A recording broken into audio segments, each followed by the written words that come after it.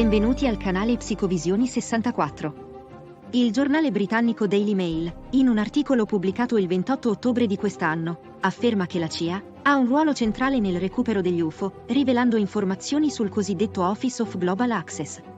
L'articolo cita 3 fonti anonime e le dichiarazioni, dove affermano che la CIA invia forze speciali statunitensi per raccogliere materiale UFO, che viene poi consegnato a società aerospaziali private per lo studio. Il deputato Tim Burchett e il giornalista investigativo Ross Coulthart si uniscono per commentare. Coulthart afferma che le voci sull'ufficio della CIA sono reali. Vi proponiamo a seguire il servizio di News Nation, condotto da Chris Cuomo.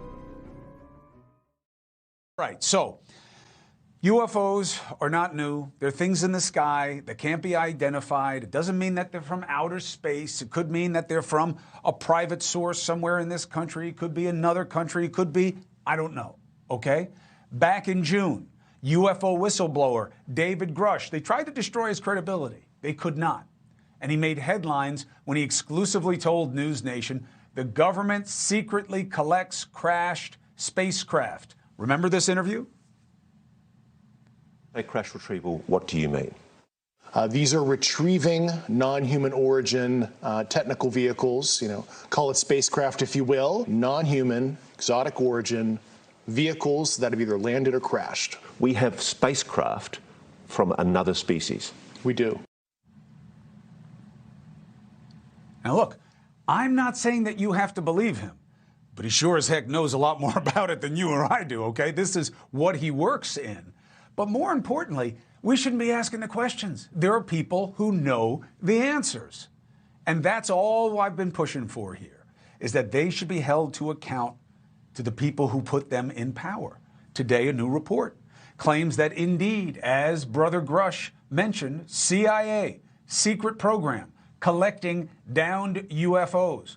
Multiple sources say that that agency, maybe involving others, uses U.S. Special Forces, okay, our best operators. Last time I checked, we don't use them for BS situations, okay? Sends U.S. Special Forces to pick up UAPs and then hand them over to private military contractors to figure out whose they are, what they are, etc. The report claims they've collected at least 9 of these, 2 intact. So why don't we know this? What does this mean, and how do we get more answers? Joining tonight, the man on the front line in Congress pushing for full UFO disclosure, getting people chop-blocking him at every turn, including elected representatives from within his own party, GOP member of Congress Tim Burchett, and the independent journalist who broke the UFO cover-up story wide open when he interviewed whistleblower Dave Grush for News Nation, Ross Coulthart. It's good to have you both. Thank you very much. First of all, Ross, does this square with your reckoning at this time, these most recent reports, that yes, government agencies, at least including the CIA, have specific programs and manpower to deal with things that are in the air that they can't identify, want collected and studied? Absolutely, Chris. Firstly, good evening, and g'day, Tim.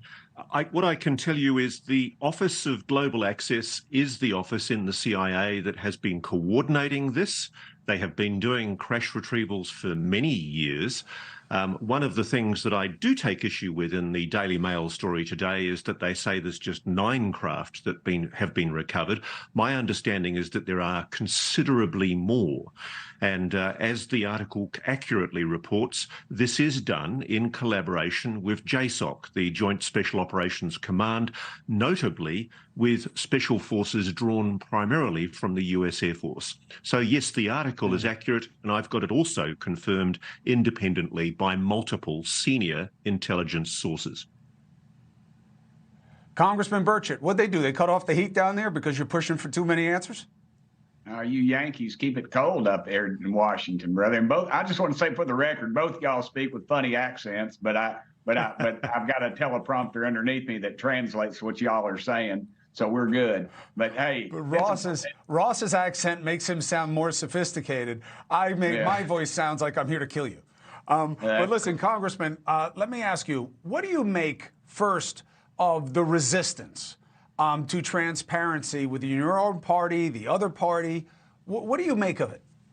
That's the uniparty, Chris. You know that. You close the door. Your dad and my dad were old school politicians, and at the end of the day, they'd go out and have dinner together and share, some common views. Today, it's you close the door. The only thing these people see is green, and that's what this is all about. It's about money. It's about power.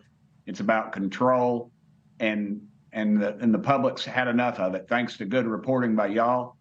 And I think we're going to get to the bottom of something here. This CIA issue is huge, and the fact that I too have had some conversations and verified some of this stuff is that it's true. So, of course, I haven't seen it. I don't have to see it, but I think the American public deserves to see what the hell's going on with this stuff, because until we get to the bottom of this, this thing is so big that it travels over into every agency that we have in Washington. Because you've noticed when y'all started reporting this, and polling data was showing that 55% or more of the American public believe that there was something else out there. Now you're seeing departments like NASA, everybody at the Pentagon is wanting to get on the gravy train. They're saying, hey, we need to study this. We need a robust budget to study this stuff. Hell, they don't need to study it. They've got it. They just need to turn it over to us, and that's the problem. Hey, thank you for watching. Please go to newsnationnow.com, newsnationnow.com, and you can find News Nation on your television provider. Concludiamo qui, ringraziandovi per l'attenzione. Vi invitiamo a seguirci su YouTube, @Psicovisioni canale 64, su WordPress, www.psicovisioni.com, oppure sul blog di Facebook, facebook.com/psicovisioni.